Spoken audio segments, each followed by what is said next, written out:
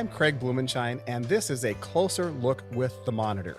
This week, we're focusing on key issues shaping agriculture across North Dakota, from financial risk on the farm to how fraud and federal policies are impacting producers in rural communities. Recently, North Dakota Monitor reporter Jeff Beach has been covering two stories that are critically important to the state's agriculture sector. One involves federal charges in a nationwide cattle investment fraud case that includes a North Dakota man. The other examines how changes to federal crop insurance may leave farmers with greater risk this spring planting season. Jeff joins us today to break down these developments, what it means for farmers, ranchers, and rural economies across North Dakota. Jeff, welcome back to A Closer Look with the Monitor. Thanks for having me, Craig. Jeff, let's talk first about the cattle fraud case. What exactly does the federal indictment allege, and how is a North Dakota resident tied into this? Well, the indictment alleges a Texas-based company called Agridime was selling fraudulent securities and using fraudulent means to hide some transactions or hide some of the information about their company.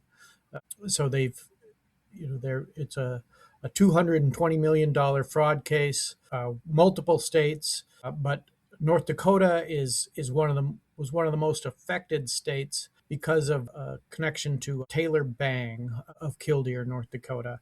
So Taylor Bang is a cattle broker in the Killdeer area, western North Dakota, known for having a very good reputation as a cattle broker before he kind of became involved with Agridime. Agridime kind of marketed investments in the cattle industry, basically get the profits from the cattle industry without having to do any of the work. So you were kind of investing in a cow or a calf that would be raised to market weight. Agridime would have the animal processed, and then they would market the beef directly to consumers, restaurants, that kind of thing.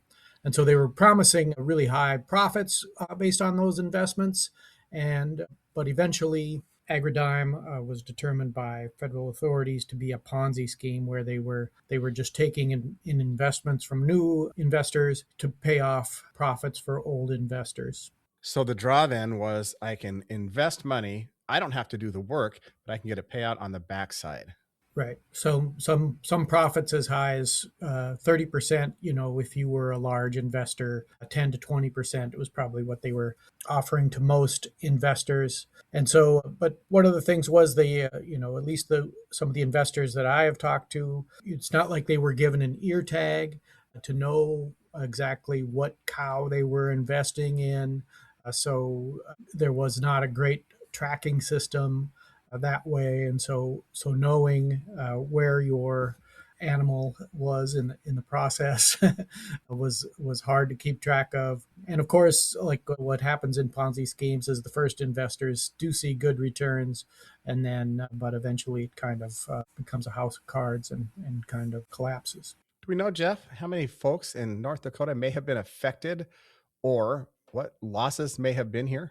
The estimate from the state securities department was 40 million in North Dakota, so a pretty large percentage of that 220 million nationwide. And a big part of that is because Taylor Bang had a good reputation, and also he was buying cattle for Agridime from North Dakota producers. So kind of another part of the losses in North Dakota are from ranchers who sold cattle to Agridime but didn't get paid. So what actions, Jeff, have been taken by either enforcement or regulatory agencies here and nationally? Yeah, so one of the first things that happened was, so the North Dakota Securities Department issued a cease and desist order against Taylor Bang back in 2023 for selling unregulated securities, or, instead of, if there had been an actual cow, it probably would have been a transaction that was legal, but kind of selling these investments, these unregistered investments, is where the state stepped in. Arizona did the same thing. One of the Agridime co-founders was in Arizona. Those two actions by the securities departments in those two states kind of triggered an investigation by the Securities and Exchange Commission on the federal level, and they ended up taking Agridyne, getting a court order to take over the company and begin the investigation into fraudulent practices, and eventually did rule it a Ponzi scheme. So what's next, Jeff, in terms of court proceedings or efforts to recover assets? Yeah, so the kind of the development this week is kind of separate from that Securities and Exchange Commission investigation. This one is a criminal investigation into various fraud allegations against founders of Agridyne in Texas, one of their employees, or a couple of their employees, and then Taylor Bang is the other person who is one of the 5 people charged in that indictment that was unsealed last week. He has a court case coming up in March, a trial date already, which is pretty fast, I thought, along with one of the other co-defendants, Tia Link. They are still looking for Josh Link. He is regarded as a fugitive and has not been taken into custody or has not turned himself in to have an initial court appearance yet. So that's a pretty interesting development. Are local ranchers and investors at least happy that it's come to this place? How have they reacted? I haven't talked to some of the ranchers that I talked to back when this case kind of first developed. I think some of them that I talked to regarding Taylor Bang, like Taylor, they feel like some of them would say Taylor may be as much a victim as a perpetrator in this case. That he probably invested and lost money, like a lot of the people that he did business with. So there's kind of a push and pull there on Taylor's standing. The indictment is, some details in the indictment do maybe kind of paint Taylor as, or accuse Taylor of kind of maybe trying to hide some of the transactions that federal authorities say were fraudulent or helped conceal information from investors and investigators.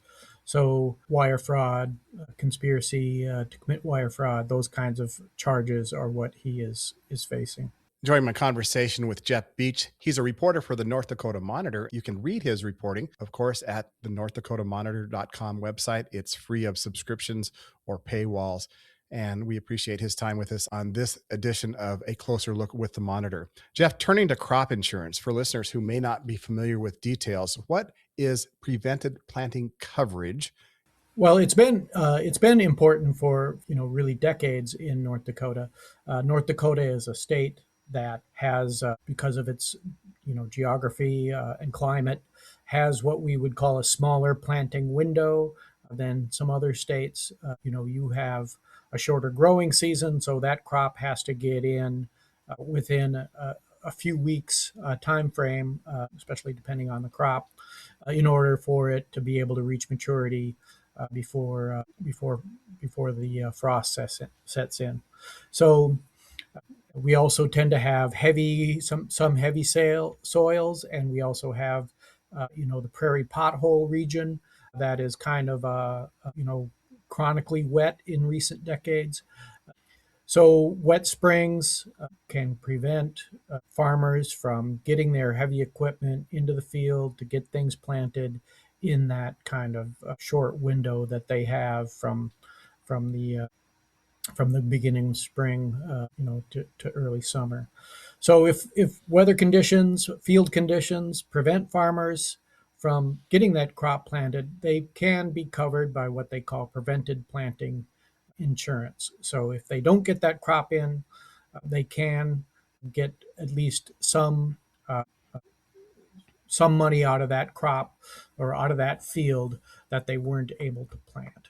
So what's changed now for 2026? And now why does this really matter for risk management on farms this spring? Yeah, so the Risk Management Agency, part of the U.S. Department of Agriculture that runs the crop insurance program, last fall decided that they would not allow farmers to kind of buy extra coverage on prevented planting. So you used to be able to, pay a higher premium, get an extra level of coverage.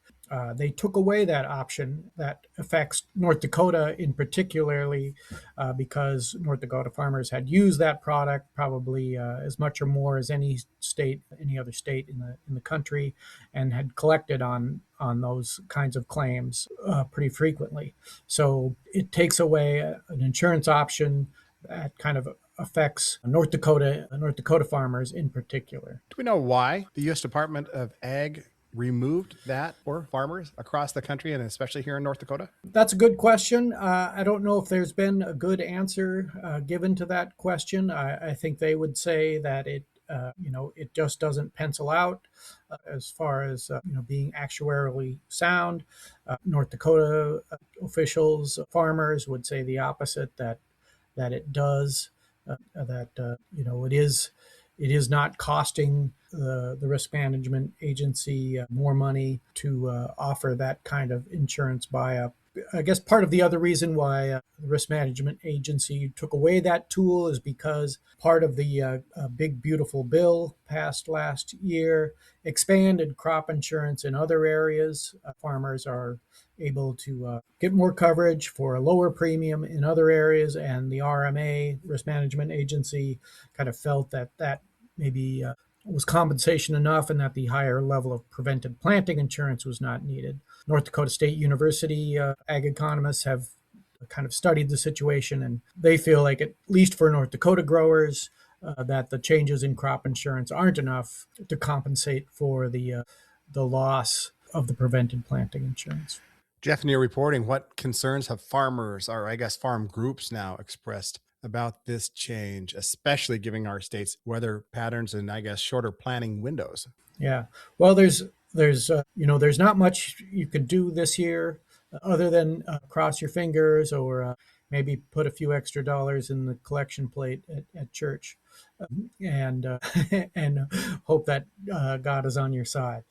But there is still a lobbying effort to make that change, or to bring back that extra prevented planting insurance for the 2027 crop year and beyond. But for this year, there's not much farmers can do except hope and pray. And there is still a level of prevented planting insurance that they are getting when they buy crop insurance. It's not completely gone away.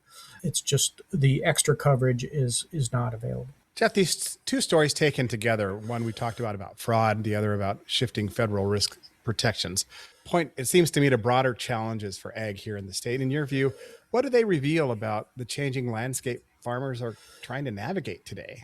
Well, one thing on the fraud front, one question is like, why were farmers, ranchers, how did they fall for this scheme?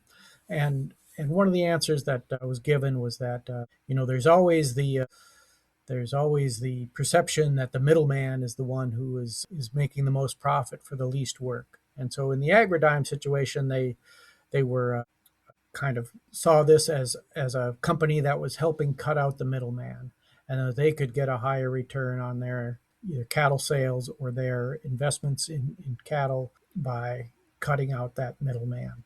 Now, the good news is that the cattle industry is one of the bright spots in agriculture right now. There are some ranchers out there who in Western North Dakota who have mineral rights that have helped provide a steady amount of income apart from ranching. But I'd say it's one of the old cautionary tales. Be careful what you're getting into. If it sounds too good to be true, it probably is. On the crop insurance front, I think crop insurance has become a really valuable tool for ranchers. I think there's always going to be the federal government is always going to be looking to make tweaks and improvements. This is not something that Congress had a say in. It was not really, this particular change was not dictated in the big beautiful bill the way some other crop insurance changes were made. So it's a matter of paying attention to the details, and then having groups like the Farmers Union was one of the in North Dakota Farmers Union was one of the first to kind of sound the alarm on this case. So I think it's having advocacy groups there to kind of speak up for you in Washington. Jeff, what's next for you and the Monitor relative to reporting about ag? Any stories on your docket? Well, I'm hoping to do some more stories about the beef industry. We've got calving season coming up. The beef industry is an interesting one just because it is kind of a bright spot, and everybody on the consumer side complains about the price of beef at the grocery store, but beef demand has not really diminished. And some of the more kind of boutique processing, smaller processing in North Dakota is something that's been expanding. And so it seems like people are willing to pay a premium for dealing with a processor that they know and being assured that they get high quality cuts of meat. So those kinds of, that's kind of an interesting dichotomy there. And then we'll just be looking at planting conditions going into the spring, especially as people do not have that same level of prevented planting insurance available to them this year. That's Jeff Beach. He's a reporter with the North Dakota Monitor. Jeff, appreciate you helping us navigate changes in federal crop insurance and also seeing how justice is applied in this major fraud case. Appreciate it. Your reporting shines a light on the challenges and opportunities facing rural communities, and that's a big part of our fabric here in North Dakota. For these stories that Jeff has written that do impact us all, you can check out the North Dakota Monitor. That's northdakotamonitor.com. You can access it without paywalls and without subscriptions. This has been a closer look with the Monitor. I'm Craig Blumenshine for Prairie Public. Thanks, Jeff. Thank you.